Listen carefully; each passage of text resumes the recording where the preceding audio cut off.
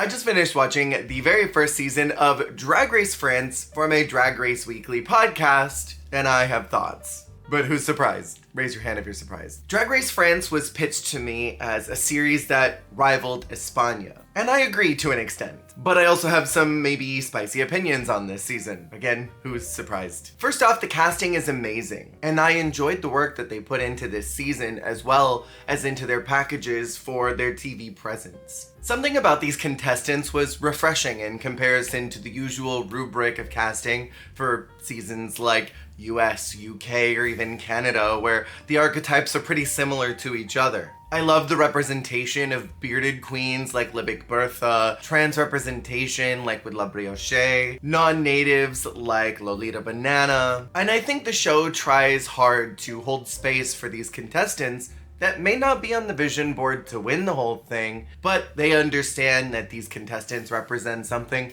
so much bigger than even themselves. They represent hundreds of unrepresented artists around the world, certainly in France, who are often overlooked by what is considered TV acceptable. Because let's be real, the entertainment business is not as progressive as we believe it to be. And certain folks just are not cast onto TV shows because they don't fit the visual aesthetic. So on that end, I'm very happy that France provided a place for these artists. My feelings are not all positive though, and I hold many a critique. So stay with me people, because we're gonna get into the bulk of this video very soon. But first, I want to address what I think some of the problems are with this season on a whole. Nikki, like Brooke, has gone through the machine of Drag Race. She's gotten to watch RuPaul in her element, take some pieces of that and bring that to her own franchise. There's a blessing to that, because it makes them both extremely empathetic towards the competitors in the room, unlike people like maybe Priscilla or Supreme, or even Fred, who didn't have that experience. They only know what it's like to be on the producing side or on the judging side. That being said, Brooke found her beat pretty quickly on the show. It took her maybe an episode or two to get there, but she did. Despite being one of 3 main judges, she's still a firm anchor in the show. Her role is echoed later by Priscilla, who is one of 3 and usually takes a backseat to Chiara and Tommaso. So back to Nikki. She has these strong moments like,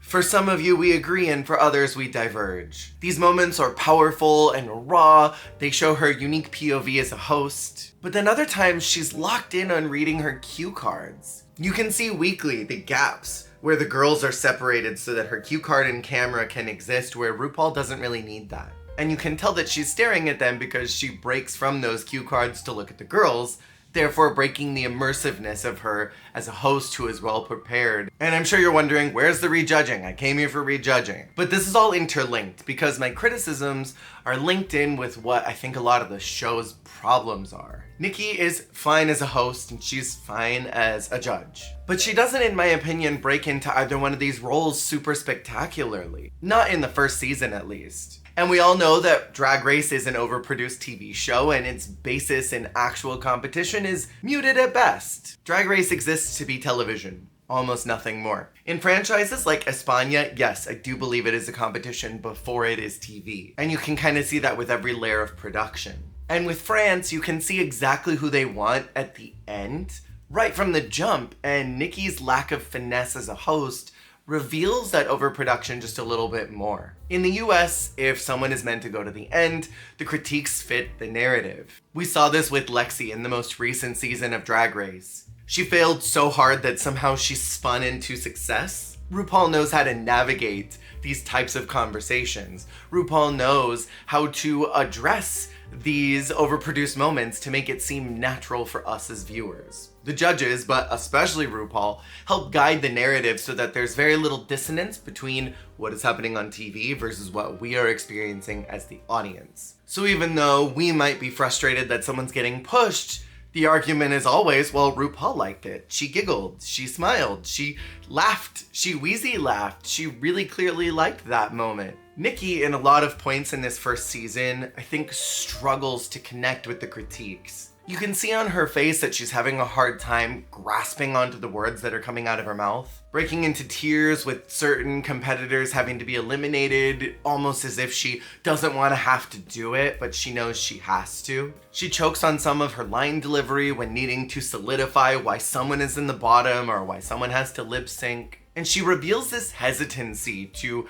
commit to certain behaviors on the show. For me, this doesn't make a pleasant viewing experience because she doesn't seem to believe the words that are coming out of her own mouth. And it makes me doubt how much authority she actually has in the room. Going back to Brooke, even if Brooke has very little actual say in who wins and who goes home, who's high and who's low, she makes it seem like she does. She's able to fake the critiques enough. She's able to make it come across naturally. I mean, we even know that sometimes RuPaul is battling with producers to make decisions happen. Even the Boulets have said that sometimes on their own show, there are producers in the room who want to make a decision happen. They want to eliminate a ghoul, or they want to put someone in the bottom or have someone win.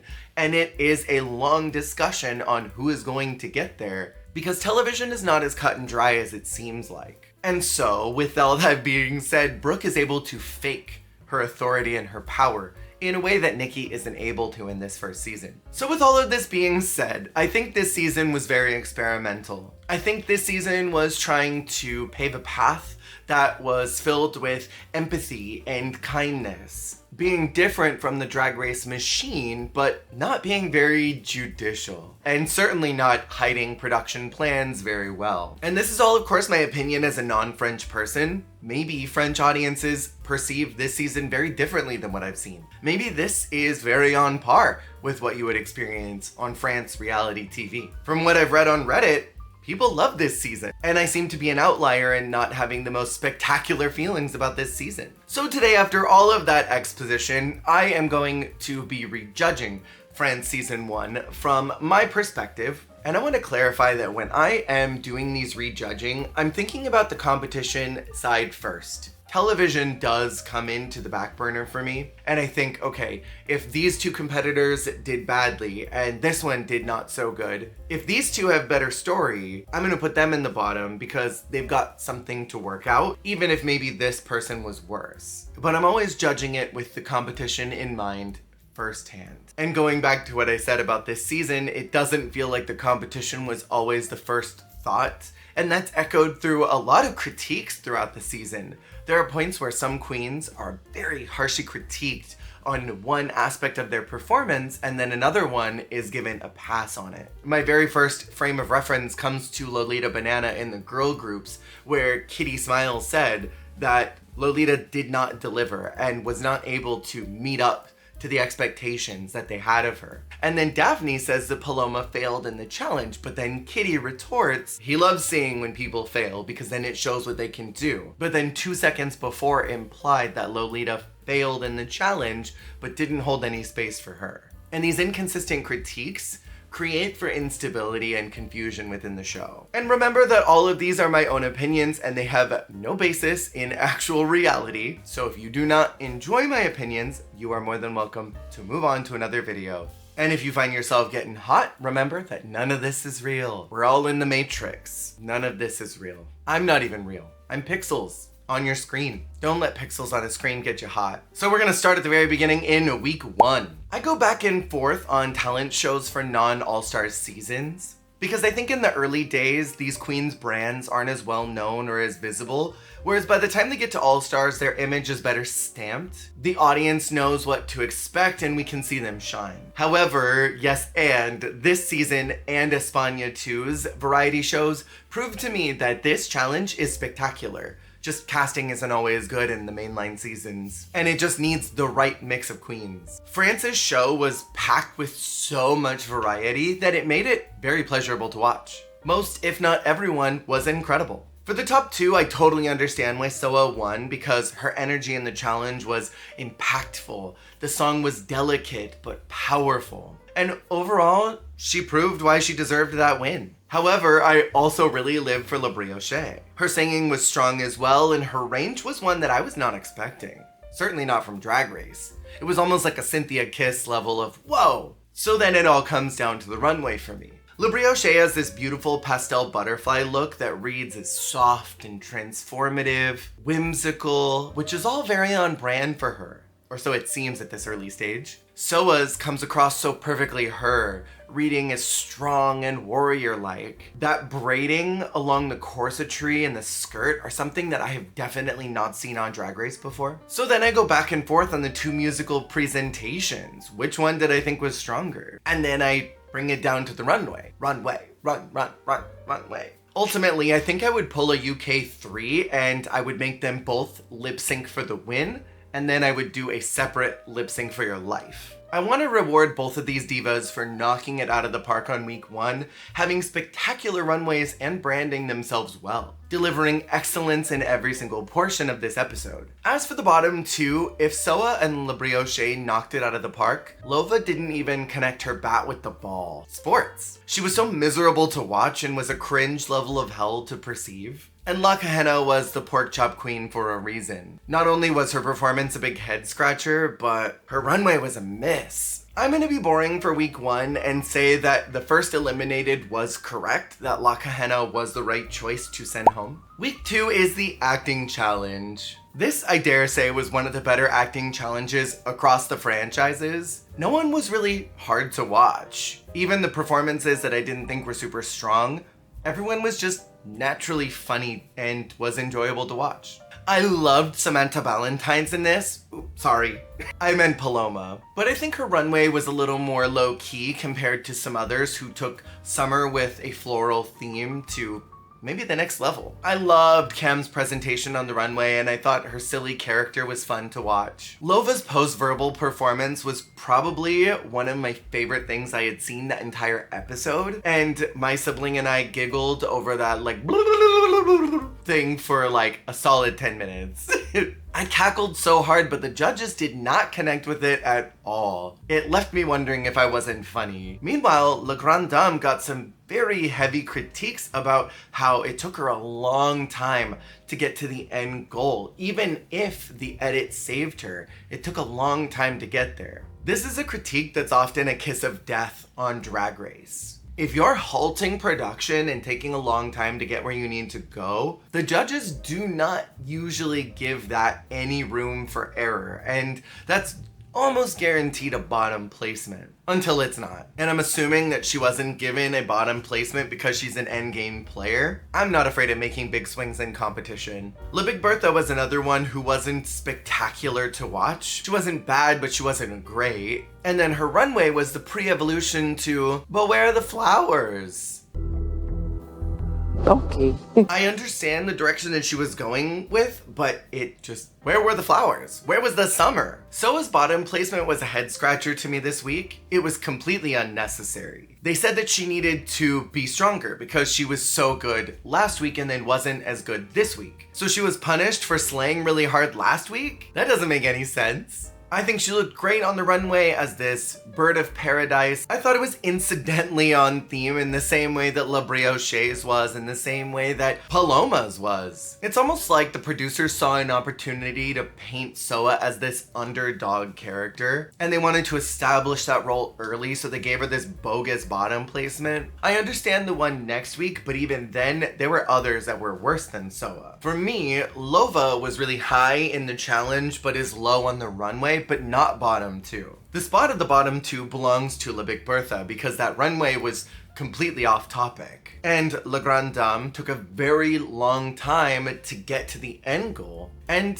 this is a common theme. La Grande Dame takes a very long time to get to the end goal in UK versus the World too, and causes some other girls in her group to not get their work done. And it's frustrating to watch one performer get away with halting production, slowing things down, when the same space would not be given to other queens. Like if this was Lolita who did that this season, they would have put her in the bottom, no problems. On UK versus the World, if it was Scarlett, they would have totally put her in the bottom. For me, I thought, like many others, that Lolita Banana was the breakout star of this season. In the challenge, she was funny and charismatic. She comes in like this North Star that guides the challenge into even brighter waters. And her runway was maybe the most excellent thing I saw all season long. Maybe next to like a few things in the ball. So for me, I want to give Lolita some flowers in the summertime because I think it was very well deserved for her performance in the challenge and her performance on the runway. They were both knockouts. In the lip sync, some things diverge here from the original. La Grande Dame, I think, is a more interesting performer than La Big Bertha is, and I see La Big Bertha getting eliminated from these two. On top of it, I just like what La Grande Dame brings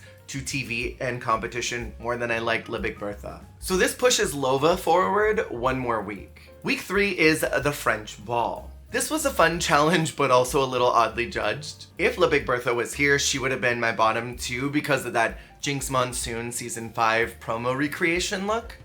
So awful. That was not it. And also, I asked this question on the podcast, but is it appropriate to halt production to squirt? Stew on that for a bit. The judges this week went really hard on La Brioche for inconsistent hemline and having bad puckering on the ends of her dress. But the reality is that Lolita had just as many problems. If you zoom in on those hems, you can see the same problems that La Brioche had.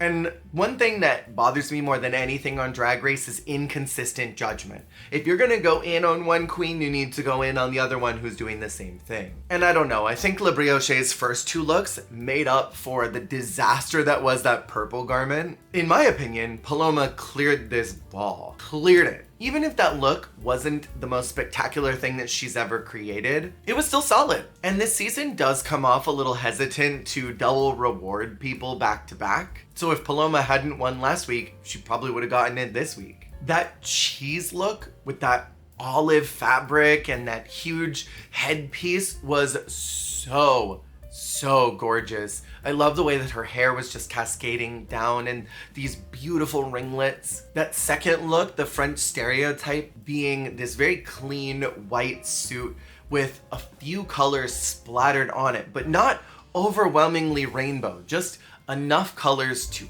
pitch the story, but not enough to overwhelm your eyes. It was so beautiful to see. I don't think her third look was the strongest, but neither was Cam's. Cam's third look was so low-key, and the color choices I don't think were as complimentary as it could have been. It was very Finding Nemo, which is cute, but the first 2 were fine. Certainly not to the level that Paloma was bringing. And especially knowing that Cam would be the next one out, it feels bad to give her a win only to give her a boot up the butt the following week. And in my opinion, that's not great Drag Race storytelling. In this rejudging, Lova is still here, and because she's been struggling with fashion all season, I see no reason why she would be in any position other than bottom 2. So this is sort of the last nail in the coffin for her. My other bottom 2 might be a bit spicy. I like Ellipse as a character, but I did not love her ball package. The first look was cute, but I don't really know about the application of a pride flag for a look. If you're gonna do the pride flag in any iteration, you have to make it fashionable, not just staple it to your body. And I love her messaging of my France is of pride, but it's not for everyone else. I think that's beautiful. The dress wasn't. And then her Bordeaux look was just very muted to me. It was such a simple, clean, easy, any woman dress. The grape earrings were everything, and I wanted it to have that level of camp, but it didn't. And then that final look, those pants were immaculate, but this poncho cape jacket kimono thing was just so everyday. And then that green textile was such a misstep in the wrong direction. So for me, Paloma wins and Ellipse sends home Lova in the lip sync. Week 4 is the Snatch Game. I have no idea what La Brioche would do here, but looking at her unaired look, I already know that she would be low for me. I thought Ellipse killed this challenge. Like, she was so good to me. I loved the way that she altered her voice. I enjoyed her day after the night out look. Being impaled by the disco ball at the club was camp. And I really enjoy when the girls do blood on the runway because it doesn't happen very often, so I love to see it. This was a great week for her, but she was called safe, which is honestly egregious to me. Especially because the week before she was critiqued about not having broken out to the front and how she was struggling to make a mark. But this week she did that and they didn't give her a lot of praise for that. A lot of the girlies were actually quite strong this week, including Paloma, who I think was probably top 2 for me. She was so dreamy in the Snatch game, the way that she was just clutching her face and was obsessed with gay people and the way she was talking. Soa commanded the room in every way for me in that Snatch game. And I think Le Grand Dame was very good. But when it comes down to the runway, I did not like Le Grand Dame's outfit. Actually, I hated it. I loved the messaging though. I love the concept of safe sex. I think it's very important to keep reaffirming this in the queer community where the excuse is often, oh, it's okay, I'm on PrEP. But we still should be practicing safe sex with people we don't know. And then I think just the wetness and the slickness of this and then the spit at the end, it didn't do it for me. Soa slayed the challenge and the runway for me, para mí. And if Paloma's look was maybe more on topic, I would have given her the win. But since it wasn't, I'm giving the win to Soa. My bottom 2 are Cam and La Brioche. Brioche because I don't know what she was gonna do, and then her look was understated, and Cam because she was fine in the challenge, and I think her look was good, but I don't think it blew me out of the water or anything. And now, the song that was going to be used in lip sync is cut out of the final edit because they didn't get permission to use it, and the copyrights fell through. Which is crazy that this happened twice in a row. For me, I think La Brioche already showed that she's a strong performer in that lip sync where she did keep up with Soa in a lot of different ways, where Cam didn't really present strength in her lip sync. So Cam is going to be out this week and La Brioche is going to be in. Episode 5 is the Pop Stars Challenge. This week confused me even more than the others because the girls were judged individually when they really should have been judged as a group. Because as a whole, Le Grand Dame's team was not good. Their pop version of that song was uncoordinated, it was not blocked well, they all looked confused. And Soa's group on a whole was the strongest. They were blocked well. They were cohesive. They looked good as a group.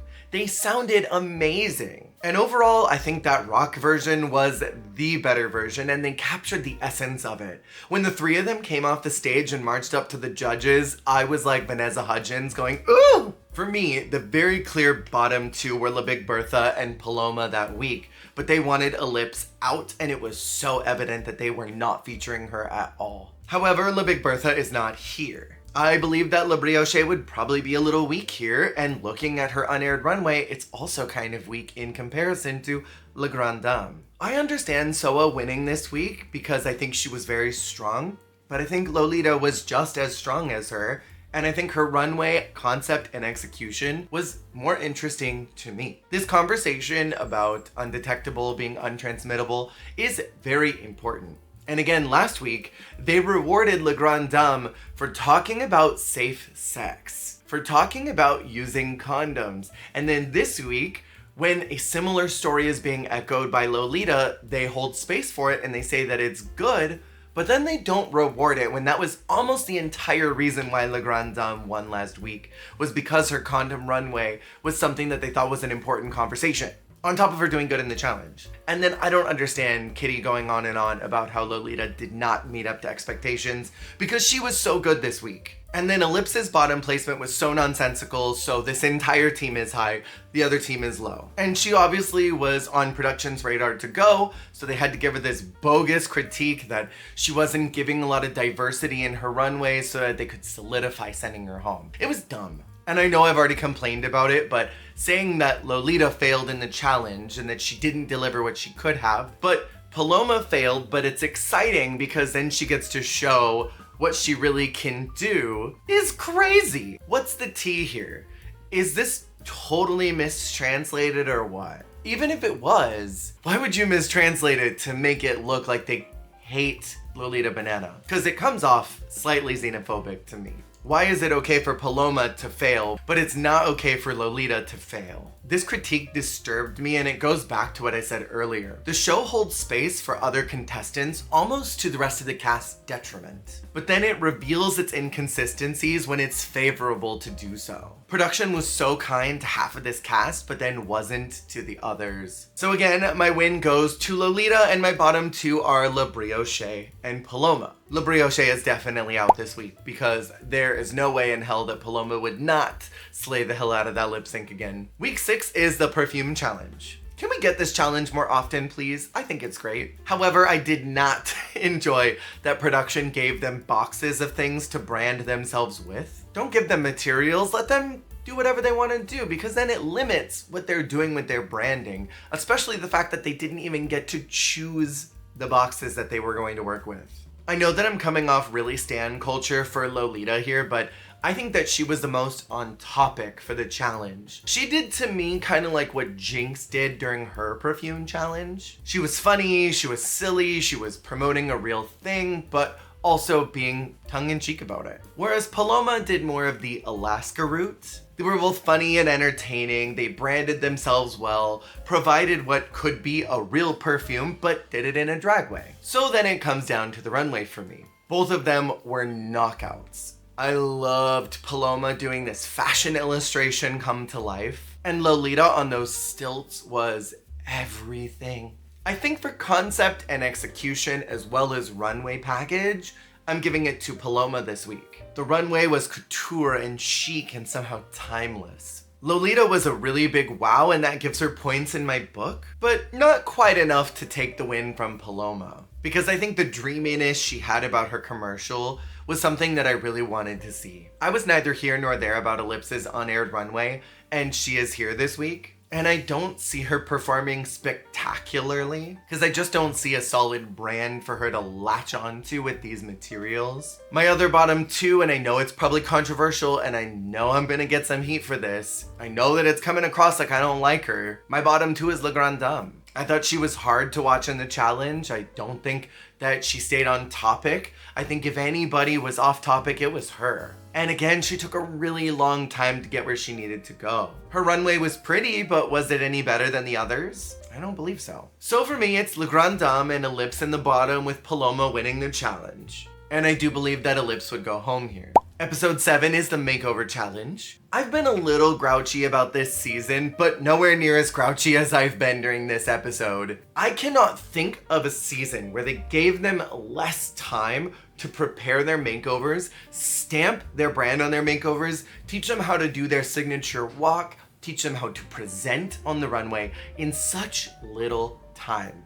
It was downright disrespectful in my opinion. This was clearly such a quick turnaround because they wanted to dive into that lip sync smackdown, and I don't know if that lip sync smackdown was a strong enough twist to justify not just folding it into the finale, because I think it would have been more impactful to completely let the makeover run its course, maybe not eliminate anybody, and then tell them next week the 4 of you will be lip syncing and 1 of you will be cut before the music video. And so I think this entire episode needs complete restructure. For the makeover itself, I think La Grande Dame and Lolita were the ones that branded themselves the best in the challenge. I think they applied that to their partners, they taught them how to carry that on the runway. In my opinion, I think that Lolita celebrates her culture and her heritage in such a beautiful and special way. And we celebrate that here in the States because we're such a melting pot of cultures here. And so maybe I hold more space for this kind of drag because it's something that we would actively celebrate and recognize here in the States. Obviously, the mood was not the same in France because Kitty was very firm that Lolita needed to incorporate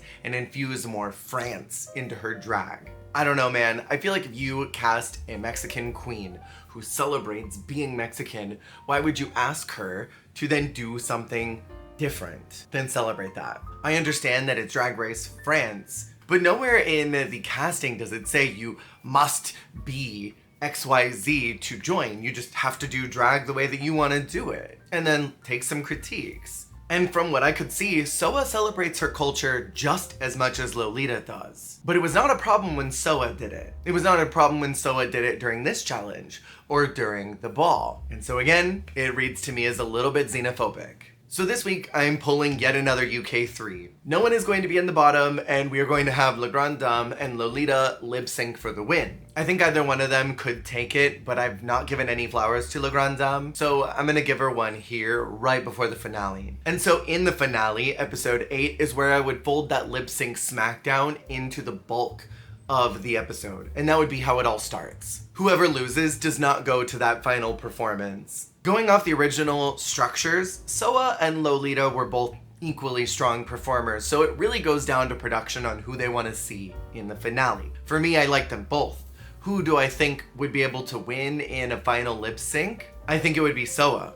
I think no matter what the last song would be, Soa would win, and I really want to see Lolita in the finale. So for the first lip sync, I'm pushing Lolita forward because I know that Soa will win the next one. And this is a little producer hat moment, and it happens on Drag Race all the time. So between Paloma and La Grande Dame, I think that it really could go either way. In the original lip sync, Paloma was a little flaily and all over the place. But I liked what she's done all season more than I've liked what La Grande Dame has done. The lip sync really matters until it doesn't, and this was clearly a scenario in the original episode where it didn't matter. Because I think La Grande Dame won that lip sync. But do I want La Grande Dame in the finale over Paloma? I don't know, Paloma's done so good. If I go 10 toes down, are y'all gonna be furious? I think in that original lip sync, La Grande Dame was stronger than Paloma, who was kind of just flaily in that lip sync and wiggling around. It was entertaining, but I didn't live, laugh, love it. And then between Soa and Paloma, I think Soa would win. And that feels kind of bad because I really like what Paloma did all season. But if it's a lip sync to make it through, I don't think Paloma would survive against Soa. So then in the finale, I think it's very clearly between Soa and Lolita. I think there's a lot more tension and stakes in this finale. I think Lolita would be great representation of the show and Drag Race in a way that Nikki was really trying to do in season 12. But Soa is such beautiful representation of so much more. In this universe, she never bottomed once. She was always very consistently high. Whereas in the original season, they cucked her track record by putting her in the bottom in week 2 and 3 when others were definitely worse than she was. So for me, it's either her